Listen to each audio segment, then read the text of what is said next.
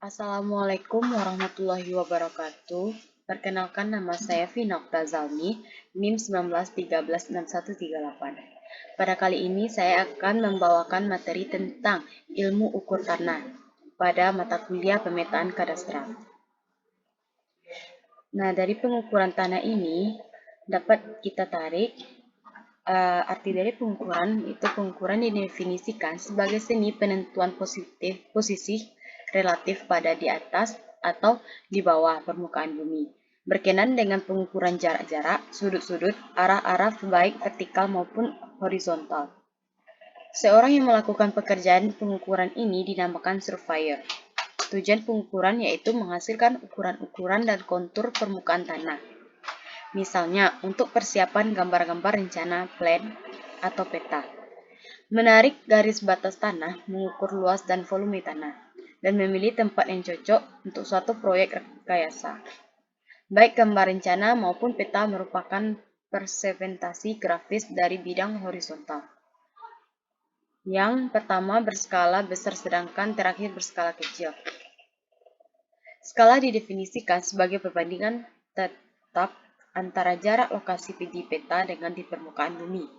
Skala 1:500 artinya 1 unit jarak di lapangan sama dengan 500 kali unit jaraknya yang ada di pada peta. Nah, di sini ada alat-alat ukur tanah. Seperti yang kita lihat di sebelah sisi kanan yang di atas ada gambar kilometer, yaitu untuk mengukur ketinggian atau panjang sebuah objek dengan cara memanfaatkan sudut relevasi. Dan kedua ada teodolit. Teodolit yang berfungsi untuk mengukur sudut baik horizontal maupun vertikal. Yang ketiga ada meteran. Meteran sering disebut pita ukur atau tape karena umumnya bersaji dalam bentuk pita dan dengan panjang tertentu. Kompas. Kompas adalah sebuah alat dengan komponen utamanya jarum dan lingkaran berskala. Yang B, ada instrumen survei di masa lalu.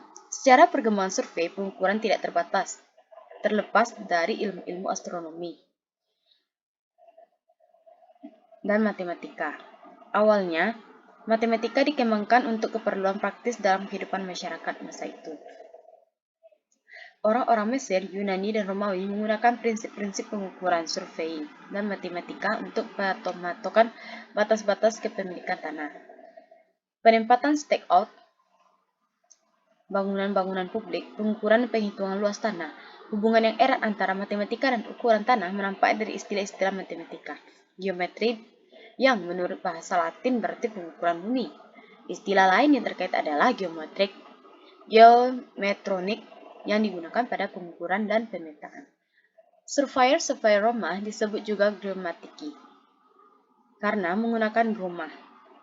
Dalam pengukurannya, tujuan utama pengukuran saat itu adalah untuk membuat sudut dua garis satu dengan lainnya di permukaan tanah. Nah, di sini ada teodolit, seperti yang kita lihat di gambar. Transit atau teodolit adalah instrumen yang digunakan untuk mengukur sudut-sudut horizontal dan vertikal. Di Eropa, mula-mula dipakai istilah transit teodolit. Untuk jenis instrumen ukuran ini, atas dasar fasilitasnya, teodolit dibagi menjadi teodolit verniver sederhana, teodolit mikrometer, teodolit optik glass arch, dan teodolit elektronik. Dua jenis yang pertama sudah jarang digunakan. Teodolit modern saat ini adalah tipe optik dan digital.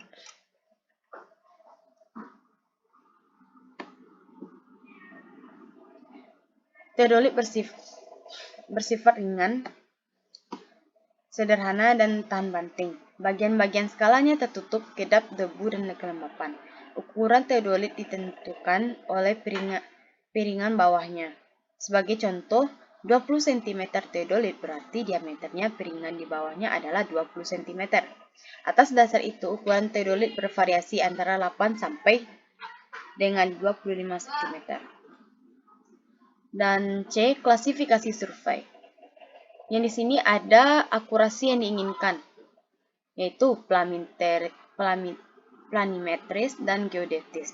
Yang kedua ada metode penentuan posisi, yaitu ada terestis dan ekstraterestis. Dan ketiga ada survey chain, yaitu ada instrumen survey chain, traverse, lake symmetry, survei penyimpat datar leveling, plan tabling, dan triangulasi. Dan tujuannya rekayasa pertahanan, geologi, geografi tambang, dan arkeologi, dan root. Tempatnya itu ada tanah, kadastral, hidrografi, bawah tanah, dan udara. Nah, di sini ada survei atas dasar akurasi. Survei planimetris, survei yang berasumsi bahwa permukaan bumi mendatar atau tidak melengkung. Kenyataannya permukaan bumi melengkung. Survei ini berasumsi yang pertama ada garis level line, dianggap sebagai garis lurus. Oleh sebab itu, garis unting-unting plot line di suatu titik dianggap paralel dengan titik lainnya. Yang kedua ada sudut dibentuk oleh kedua garis semacam itu merupakan sudut pada bidang datar bukan pada sudut bidang bola. Yang ketiga sini ada meridian yang melalui dua garis berupa garis paralel. Nah, di sini ada survei geodetis. Survei ini menghitungkan bentuk bumi yang melengkung dan melakukan pengukuran jarak-jarak dan sudut-sudut ketelitian tinggi.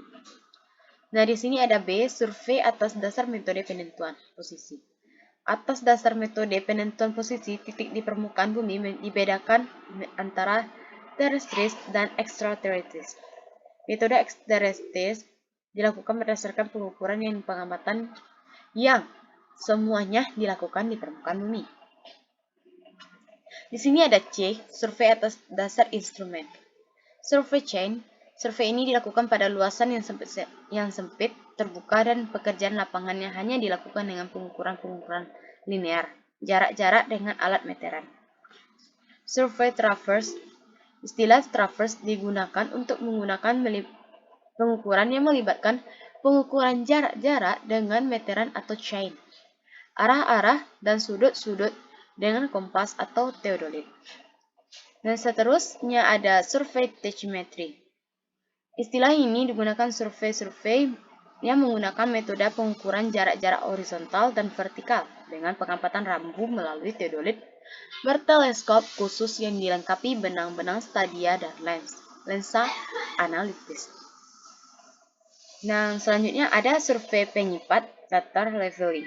Istilah yang digunakan untuk survei pengukuran ketinggian vertikal relatif titik-titik dengan suatu sifat dasar, waterpath, dan rambu.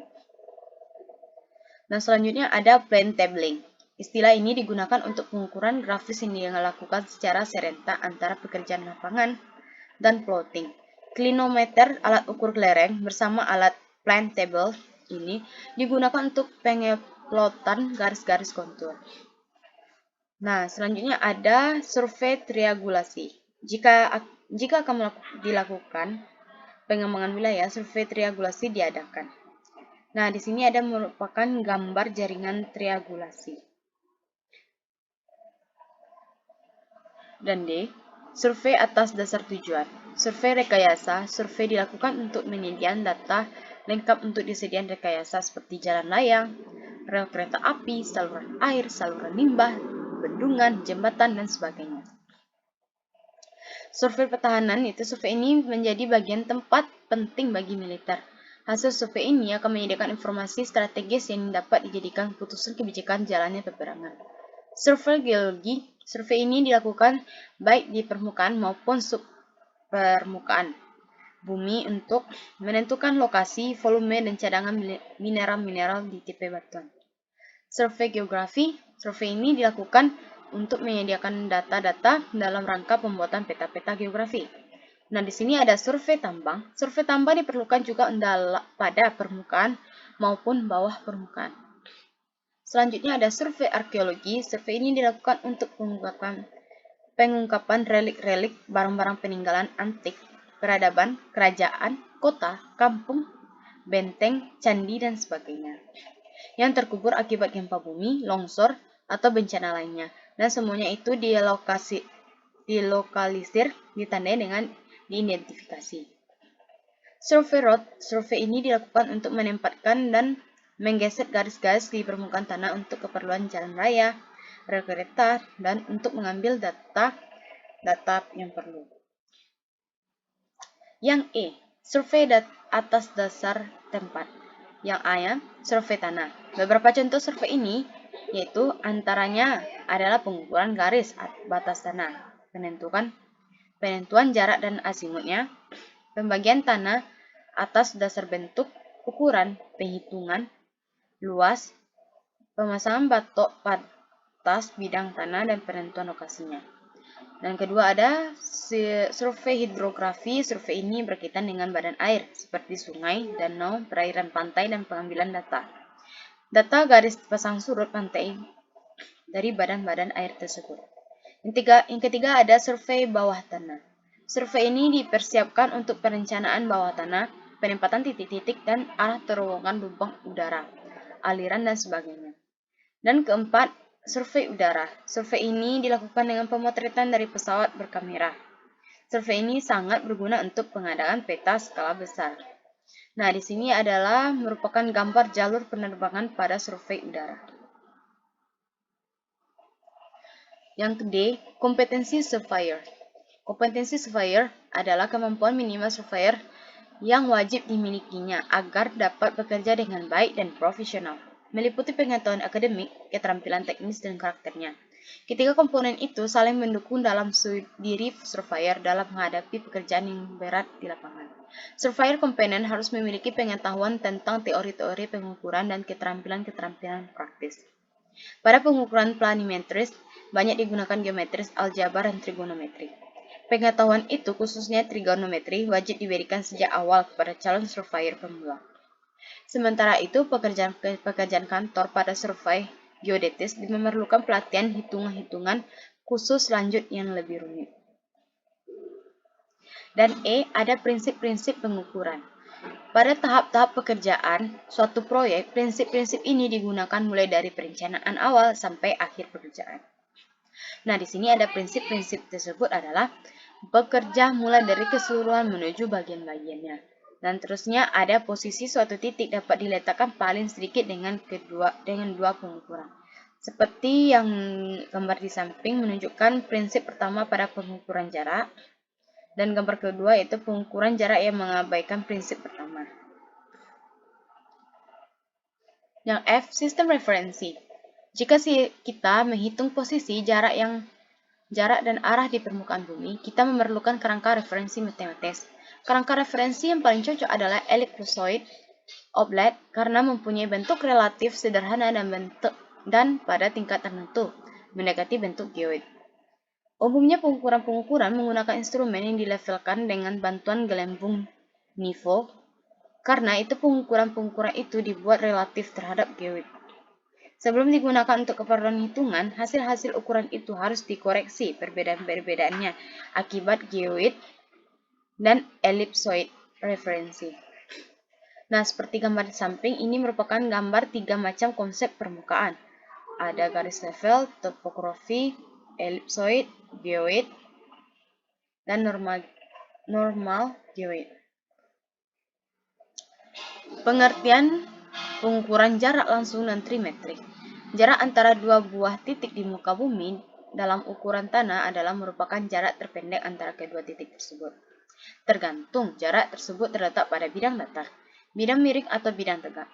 Pada bidang datar tersebut jarak atau datar, pada bidang miring disebut jarak miring, sedang pada bidang tegak disebut jarak tegak atau tinggi. Nah, pada gambar di samping ini merupakan gambar cara pengukuran jarak. Yang H, pengukuran langsung. Jarak didapat langsung tanpa melalui perhitungan. Pada pengukuran jarak langsung digunakan alat utama dan bantu. Alat-alat utama antara lain adalah pita ukur, alat ukur jarak yang material utamanya terbuat dari fiber, plastik, atau campuran dari padanya. Yang kedua ada pegas ukur, material utama terbuat dari plat baja. Yang ketiga ada rantai ukur, terbuat dari rantai baja. Panjang alat-alat tersebut umumnya dari 30 meter sampai 30 meter, 50 meter, dan 100 meter. Dengan lebar antara 1 cm sampai 2 cm, tebal antara 0,1 mm sampai 0,2 mm. Pembagian skala bacaan dari skala terkecil mm sampai dengan skala terbesar meter. Di sini merupakan macam-macam alat utamanya. Yang I, tesimetri. Pengukuran tesimetri menghasilkan posisi detail X, Y, dan Z secara optis. Data yang diperoleh dari pengukuran adalah bacaan benang rambu, bacaan vertikal dan bacaan horizontal dan ketinggian alat. Di sini merupakan gambar jarak dan beda tinggi pengamatan tesimetri. Yang J, bearing dan azimuth. Sudut-sudut yang terbentuk dan interferensi pada meridian dinamakan bearing, atau dengan kata lain meridian adalah arah acuan yang darinya bearing ditentukan. Bearing adalah sudut horizontal antara meridian referensi dan garis survei yang diukur searah atau berlawanan arah jarumnya. Bearing suatu garis yang didapatkan sebagai bearing lingkaran penuh azimuth, bearing quadrantis, reduced bearing, dan bearing grid dalam survei geodesi. Yang K, poligon. Poligon adalah segi banyak yang sering digunakan dalam pengadaan kerangka dasar pemetaan karena sifatnya yang fleksibel dan kesederhanaan di hitungannya. Dalam arti khusus, dalam arti kamus Oxford pada tahun 1987, poligon adalah bidang yang terbentuk dari banyak garis-garis yang biasanya lebih dari 5. Dalam buku-buku teks tidak ada penulisan yang mengidentifikasi poligon secara khusus. Wong Seot Jitro pada tahun 1908 menggunakan istilah poligon pada pembahasannya tentang menentukan koordinat titik-titik suatu tempat dengan cara membuat segi banyak yang panjang dan terhubung satu sama lain. Pada sebagian buku teks, Cavill 1995, Dougal 1996, Sim et al. 1978, tidak ditemukan istilah poligon. Namun, materi ini yang serupa dengan penulis-penulis di atas adalah dalam pembahasan tentang traverse. Dougal 1996 menyatakan traverse berarti melintas, yang dalam konteks pengukuran berarti penentuan jarak dan arah garis-garis terangkai yang dibedakan menjadi traverse tertutup dan traverse terbuka. Jadi, baik poligon maupun traverse merupakan kedua istilah yang identik. Bentuk poligon adalah bentuk traverse. Metode poligon adalah metode traverse. Pengukuran poligon adalah pengukuran traverse. Yang L, peta situasi. Pada prinsip pembuatan peta situasi merupakan rangkaian tahapan yang telah dibahas pada modul sebelumnya. Oleh sebab itu, bagian tahapan yang sebagian telah dibahas pada modul sebelumnya tidak lagi dibahas pada modul ini. Peta situasi dibuat dengan urutan sebagai berikut. Yang pertama itu pembuatan kerangka kontrol horizontal dan vertikal. Kerangka kontrol atau titik-titik poligon terbagi dua fungsi, yaitu kerangka kontrol horizontal dan kerangka kontrol vertikal. Kerangka kontrol yang akan dibuat berupa poligon tertutup di sekitar lokasi. Yang kedua, pengukuran detail. Detail diukur dengan berbagai metode. Salah satu metode yang akan dijelaskan pada modul ini adalah metode polar dengan pengukuran jarak dan beda tinggi secara tesimetri. Yang ketiga, pembuatan garis kontur. Garis kontur adalah garis kaya yang menghubungkan titik-titik dengan ketinggian yang sama. Karena tidak semua titik diukur, maka untuk didapatkan titik-titik ketinggian bagi titik-titik lainnya di sekitar digunakan interpolasi. Yang keempat, plotting. Plotting dilakukan setelah semua data di lapangan dihitung meliputi. Yang pertama, hitungan koordinat poligon X, Y. Yang kedua, hitungan tinggi. Dan ketiga, hitungan detail. Terima kasih. Sekian dari materi saya.